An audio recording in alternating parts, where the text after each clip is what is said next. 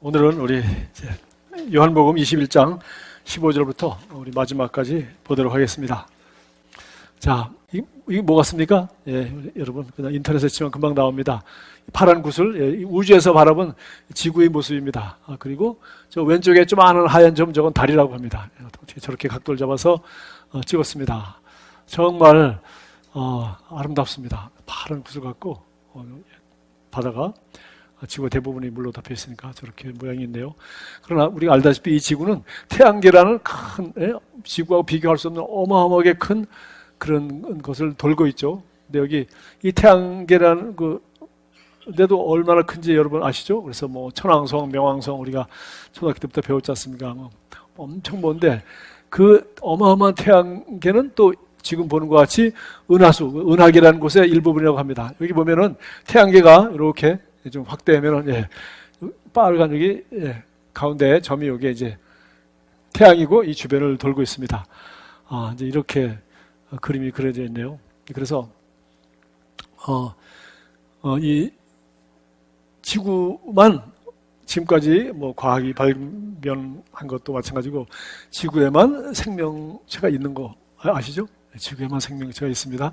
그리고 다른 데는 뭐 저렇게 크고 멀리 있고 하여도 뭐 가스고 무슨 뭐 먼지 덩어리고 뭐 이런 것이 실제로 생명이 살 수 있는 그런 데가 전혀 아니라는 걸 알 수 있죠. 태양계에서도 이 지구만 그렇습니다. 그래서 이것이 얼마나 먼지는 뭐 이렇게 속도를 냈죠. 그래서 우리 태양계에서 정말 이 은하계의 중심까지는 빛의 속도로 3만 년, 빛의 속도로 3만 년을 가면은 이 태양계에서 은하계 중심에 도달하고요. 은하계는 끝에서 끝까지가 약 빛의 속도로 10만 년을 달려가야 결국 이른다고 합니다. 그런데 이것이 이게 전부냐? 이거 말고도 우리가 알다시피 안드로메다 성운이니 뭐 이런 또 있다고 그래요. 그러니까 우리가 어제 저녁도 여러분 달이 밝았는데 달을 보거나 아니면 우리가 별을 보거나 하면 사실 우리는 아주 극소수 조금밖에 우리 눈으로는 그 정도밖에 못 보고 이 망원경의 힘을 빌어서 봐도 뭐 이 정도밖에 못 보는 거죠.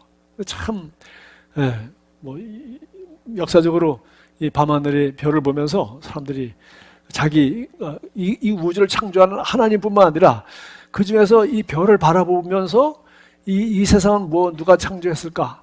그리고 나는 어찌하여 여기서 이 세상에 태어나서 지금 살아서 이 별을 바라보고 아름다운 것을 바라보면서 감동하고 있는가? 이런 것을 생각해 보지 않은 사람 누가 있겠어요? 이렇게 광대한 우주에 그 작은 지구에 그리고 76억이 산다고 하는데 거기에서 저와 여러분이 예수 믿고 오늘 이 자리에 한 자리에 모여서 예배드리고 하나님 말씀을 보면서 하나님이 말씀으로 이 세상을 창조하셨구나. 그리고 하나님이 바로 이 시대에 이 시간 이 장소 이 땅에 나를 태어나게 하셨다. 그래서 누굴 통해 태어나게 하셨어요? 시몬은 요한이라는 사람을 통해 태어났어요. 요한의 아들 시몬아. 여러분 제가 잠깐 지금 이 카톡 우리 직원들에 보니까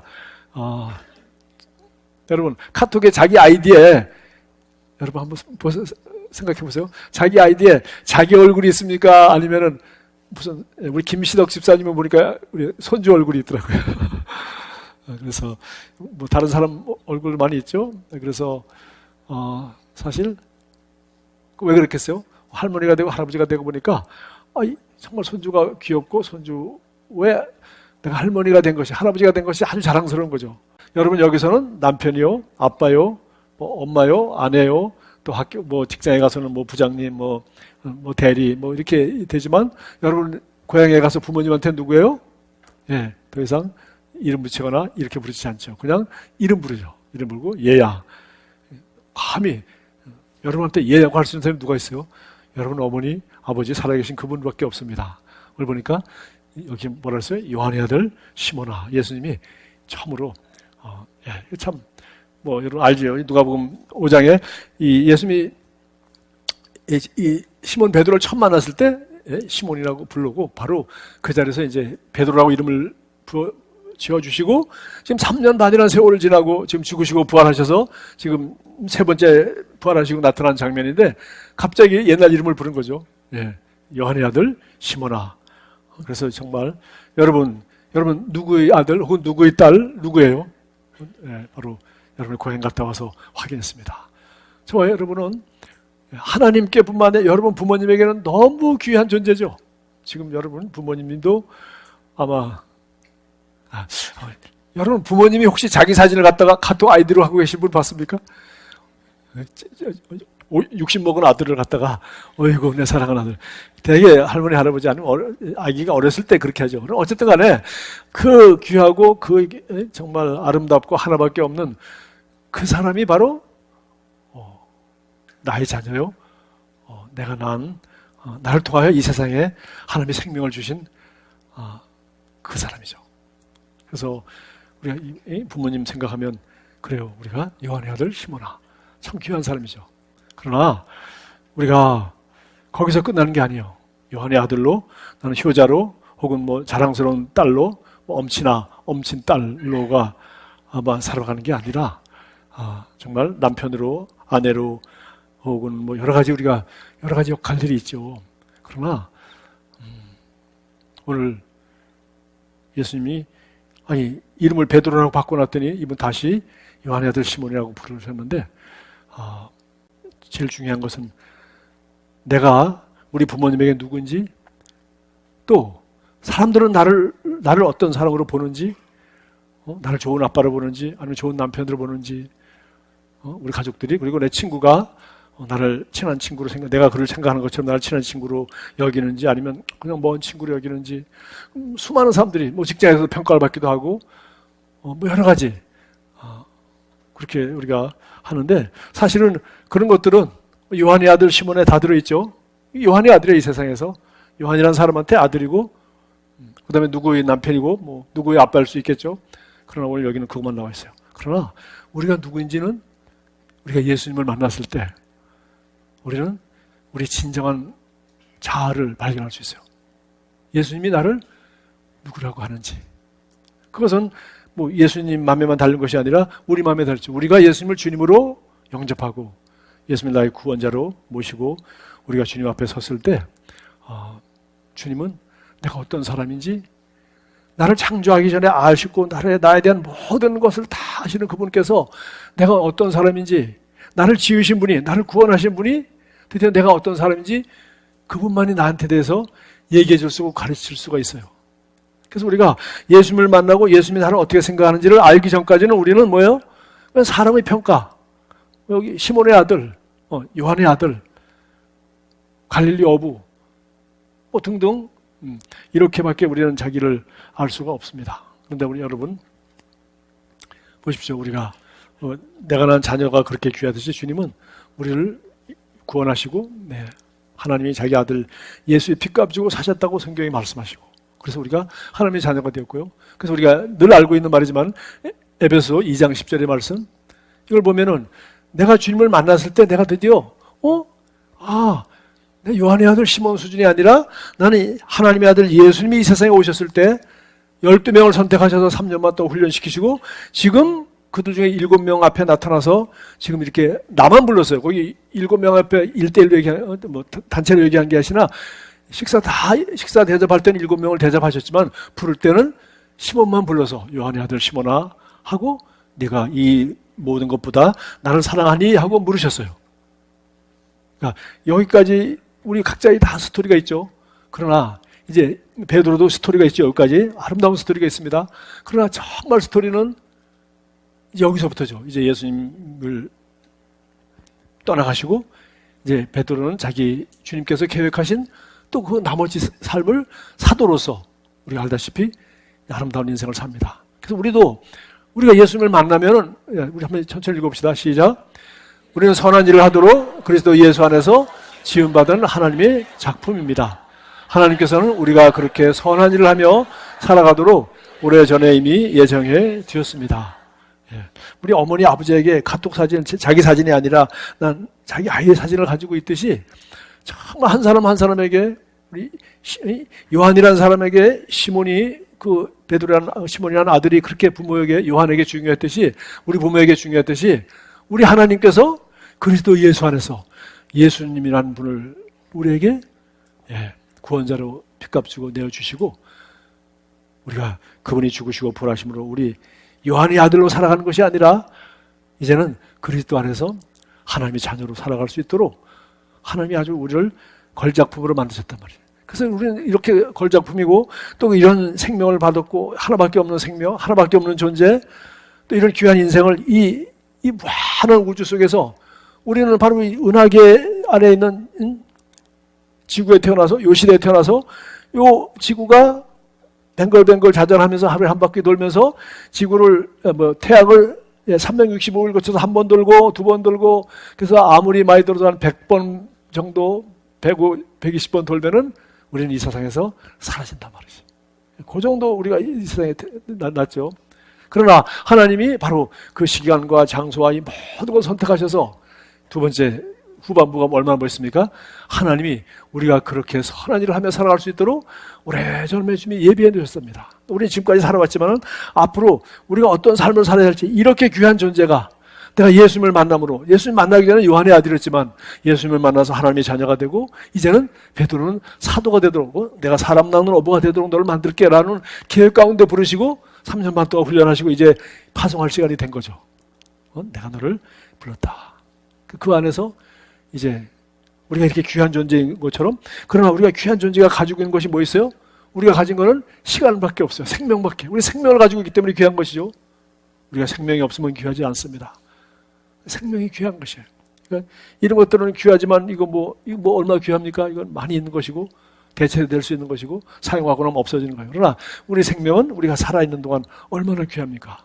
그러니까 우리가 이렇게 요한의 아들 시몬이 귀한 것처럼 우리는 이 시간을 가지고서, 그러면 내가 누구인지 이제 알았으면, 얼마나 귀한 존재인지 알았으면 그 다음에 내가 어떤 삶을 사는가, 그것이 두 번째 문제죠. 그래서 우리가 어떤 존재인지는 성경에 끝없이 나와 있어요. 끝없이. 그래서 그 이사야서에도 보면은 야곱에 대해서 이렇게 말했어요. 야곱에. 읽어봅시다. 시작. 그러나 이제 야곱아, 너를 창조하신 주께서 말씀하신다. 이스라엘아, 너를 지으신 주께서 내게 말씀하신다. 내가 너를 값주고 구해내셨으니 너는 두려워하지 말라. 내가 너 이름을 지명하여 불렀으니 이제 너는 내 것이라. 내 이름을 부르네. 요한의 아들 시몬아. 내 이름을 지명하여 불렀어요. 그리고 값을 주고 구원해내셨어요. 우리 하나님 알지 못하고 하나님과 수많은 무신론자처럼 믿지 않는 사람처럼 그렇게 살아갈 수 있는데, 하나님께서 어떻게 나를 이렇게 복음을 통해서 만나주시고 내가 구원받게 해주시고 여기 야곱이라는 이름을 이스라엘로 바꿔서 이렇게 하시죠. 그리고 값주고 구해냈을 뿐만 아니라 두려워 말라. 내 이름을 불러냈고 너는 내 것이야. 내가 너를 지키고 있어. 내가 너를 통하여 예배하는 게 최고의 아름다운 삶을 살 수 있도록 야곱에게 하신 말입니다. 여러분, 우리 유명한 우리 사도 바울도 보겠습니다. 사도 바울도 갈라디아서 1장 15절에서 이렇게 했어요. 내 어머니 태중에서 나를 먼저 지으시고 선택하셨다. 그렇게 얘기했어요. 내 어머니의 태로부터 나를 택정하시고 그 은혜로 나를 부르셨다. 어머니 태중에서 하나님이 나를 선택했대요. 그리고 그분의 은혜로 나를 부르셨다. 그리고 어떻게 했어요? 은혜로 불렀지만 그는 예수님을 만나기 전까지는 자기 나름대로 선택한 삶을, 하나님을 사랑하고 하나님께 열심을 내며 열심히 살았습니다. 예수님과 한 시대에 태어났지만 다른 동네에 있어서 예수님에 대해서 전혀 모르고 살았고, 나중에 예수 죽으시고 부활하신 뒤에 예수 믿는 사람들이 이게 살아계신 하나님을 모독하는 것이라고 생각해서 예수 믿는 사람들을 죽이는데 앞장서다가 예수님을 만났습니다. 우리 사도행전 9장에 있죠. 빛 가운데서 말에서 떨어지고 눈이 멀어버리고 그 가운데 드디어 음성을 들었습니다. 자기 간증 그대로죠. 3번이나 나옵니다. 사울아, 사울아, 네가 나를 왜 핍박하느냐. 여러분, 주님께서 여러분을 이렇게 부른 거죠. 성 빼고 이름만. 시몬아, 네가 나를 이 사람 이것들보다 나를 더 사랑해라고 지금 여기서 1대1로 시몬에게 말했잖아요. 똑같이 사울에게 믿는 사람들 잡아 죽이려고 다마색으로 가는데, 사울아, 사울아, 네가 왜 나를 핍박하느냐. 누군지 모르잖아요. 정말 뭐 엄청난 충격이겠죠. 상상을 초월한 충격. 우리 가운데 그런 하나님의 임재를 경험한 사람은 아무도 없을 거예요. 빛 가운데 눈이 멀어버리고 말에서 떨어지고, 그리고 히브리 말로 자기 이름을 부르는 음성을 들었어요. 그러니까 누구십니까? 라고 물었어요. 예수님 보고. 그러니까 나는 내가 핍박하는 예수라. 그래서 우리가 주님을 만나야 돼. 이렇게 극적으로 만나지는 않겠지만 저와 여러분이 주님을 만나고 주님이 내 이름을 불러서 오늘도 당신은 누구십니까? 나는 너를 위하여 십자가에 못 박혀 죽은 너의 구원자, 나는 너의 주님이 된 나는 예수다. 그래서 그 예수님을 나의 구원자로 우리가 모시고 우리가 거듭나서 그리스도인이 됩니다. 그러면은 그때 우리 사울이 두 번째 한 질문이죠. 그러면 제가 무엇을 하리까? 하니까 다마색으로 가라. 가서 직가라는 곳에 가서 거기 어디 가라. 그래서 아냐니아를 통해서 드디어 이 사람이 바로 안수를 받고 눈이 열리면서 이 사람은 내가 이방인들에게 복음을 전하려고 내가 택한 나의 그릇이다 라는 자기 사명까지 다 알아버리죠. 그러니까 우리가 예수님을 만나면 드디어 내가 누구인지 알게 되는 거야. 내가 얼마나 귀한 존재인지. 요한의 아들이 아니라 이제는 예수 그리스도 안에 하나님이 딸과 자녀로서 바로 내 이름을 부르고, 그리고 당신은 누구십니까? 우리의 구원자, 나의 주님. 내가 너를 값주고 샀어. 내가 너를 위해서 에베소 2장 10절처럼 최고의 계획을 가지고 있지. 그러니까 내가 누구인지 알고 네가 누구인지 얼마나 귀한지 알았으면 이제는 뭐요? 너는 이 세상에서 오래 살 수 있는 게 아니야. 그러니까 너는 이 시간을 가지고 이제 이렇게 무엇을 하며 살래? 너는 이것 하면 살지 않겠어? 라고 주님께서 드디어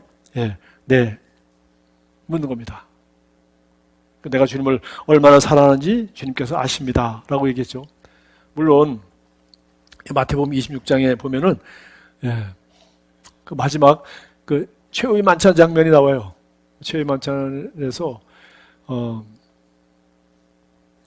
예수님께서 자기 삶을 예언해 주십니다. 자, 목자를 치리니 양떼들이 흩어질 것이다. 그래서 너희가 나를 버리게 될 거야. 그렇게 했더니 베드로가 그랬죠. 베드로다운 말이죠. 다 주님을 버릴지라도 저는 주님을 버리지 않겠습니다. 그런데 어떻게 했어요? 다 버리고 자기도 버렸죠. 자기는 쫓아가다가 3번이나 주님 앞에서 3번이나 부인했어요. 근데 예수님은 그걸 다 아시고 미리 얘기했죠. 네가 오늘 밤 달기 울기 전에 3번 나를 부인하리라. 그렇게 이제 그런 경험이 있다 보니까 여기서 베드로, 원래 오리지널 베드로대로 말하면 뭐라고 말했겠어요? 네가 나를 이것들보다 나를 더 사랑하느냐 했으면 그렇죠. 여기는 우리 6명 가리키면서 여기 제자들 다 이 모든 사람보다 제가 주님을 제일 사랑하는 거 주님이 아시지 않습니까? 그렇게 말 못하고 있어요. 앞에 건 다 빼고 제가 주님을 얼마나 사랑하는지 주님이 아시지 않습니까? 라고 그냥 자기가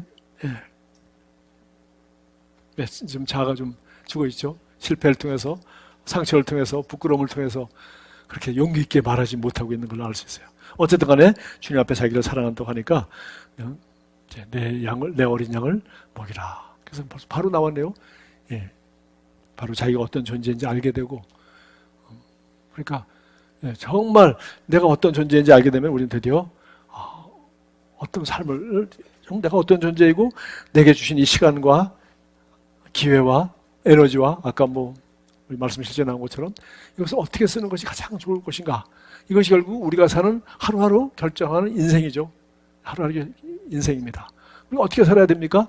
예수님은 내 어린 양을 먹이라, 내 양을 치라, 내 양을 먹이라. 그렇게 시몬 베드로에게 여기서 말씀하고 계세요. 그러나 우리는 어떻게 삽니까? 우리는 이렇게 살죠.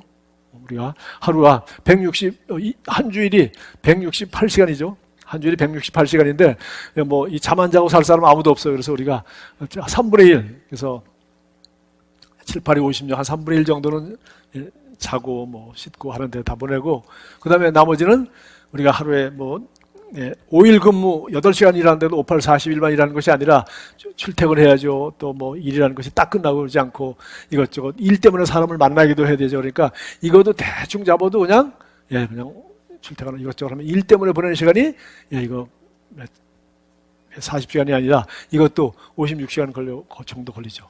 그 다음에 나머지는 뭡니까? 이제 정확히 3분의 1 남았습니다. 일주일에 56시간 정도. 그러니까 하루에 하루만 8시간, 그죠? 하루에 한 8시간 정도가 내가 좋아하는 일을 위해서 쓸 수 있는 시간이에요. 근데 우리 바쁘게 살다 보고 일하는 거에 직장 생활이죠. 직장 생활하고 이렇게 하다 보니까 내가 정말 힘을 얻고 소위 휴게, 힐링, 에너지를 얻고 제가 참 만족하고 새 힘으로 리크리에이션, 휴식을 얻고 힘을 얻어가지고서 정말 아침이 기다려지고 일하러 가는 것이 즐겁고 또 식당에 가서 즐겁게 일하고 돌아오고 하는데 반드시 이 시간이 이렇게 나름대로 이거는 이제 내가 사용하는 시간이죠. 내가 시간과 우선순위와 내가 좋아하는 걸 선택해놓고 이 시간을 우리가 살아가는 거예요. 인생 살아가면서. 그렇죠? 이거 뭐 어떤 사람의 인생인데 다 똑같습니다.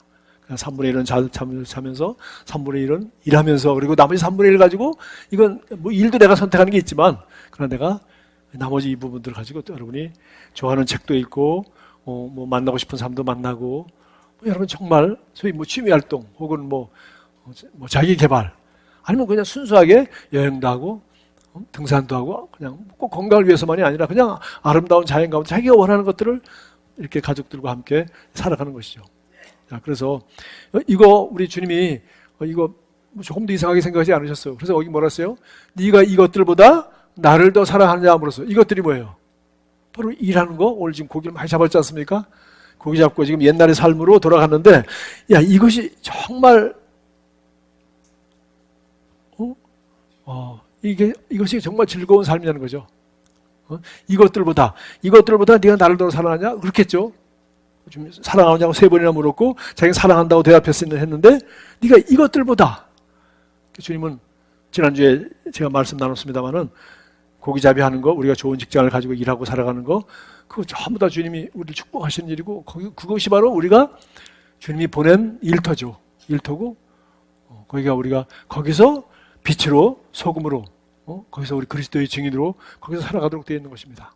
그러나 이 시몬이라는 사람은 예수님과 이런 특별한 관계, 특별한 부르심을 받아서 그리고 지금 특별하게 오늘 이 자리에서 사명을 받고 있습니다. 너는 바로 내 양을 먹이라. 그래서 바로 우리 사도 베드로로서 이제 예수님이 모든 훈련을 마치시고 파송하는 그런 장면을 우리가 볼 수 있겠죠. 자, 그래서 우리가 이제 그러면 이제 이 귀한 삶을 무엇을 할 것인가만 이제 남았는데 그것은 오늘 여기 예수님은 그냥 3마디 했지만 다 그 말이 그 말입니다. 내 어린 양을 먹이라. 그 다음에 내 양을 치라. 내 양을 먹이라. 결국은 주님의 양, 그러니까 영혼을 구원하고 예수님이 특별한 제자가 되었으니까 바로 이 복음을 전해서 영혼을 구원해서 우리 목자장 되신 예수님의 양떼를 돌보는 그런 목자의 삶을 살으라고 지금 이 사람에게 부탁을 한 거죠. 여러분 제가 2주 전부터 우리 오래된 교회 가정집 모임이라는 책을 제가 여러분을 좀 소개하고 싶어서 우리 셀 리더들이나 이런 데 좀 하여튼 관심 있는 분들은 뭐 아주 간단한 책이니까 한번 사볼 수 있도록 여기다가 우리 교회에다 이렇게 갖다 놨습니다.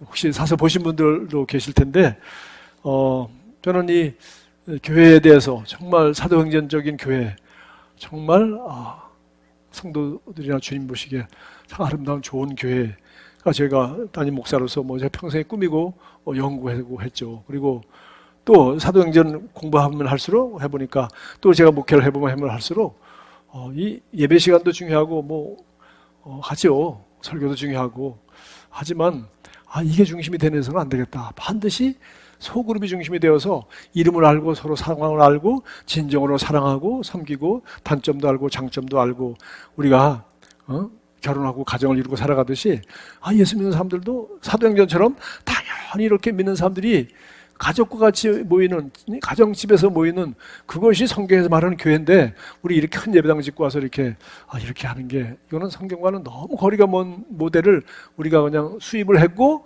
지금도 한 도시에 인구의 90%가 수도권에 살다 보니까 어마어마하게 많은 사람들이 함께 살면서 결국은 또 아파트에 살다 보니까 소음 때문에 집에서 20명, 10명 모이기도 쉽지 않고 등등 해서 결국은 이렇게 새로운 시설을 지어놓고도 300명, 400명, 1000명 이렇게 모여서 이렇게 능력껏 그렇게 목회를 하던 것을 우리가 교회라고 인식하며 살아왔어요.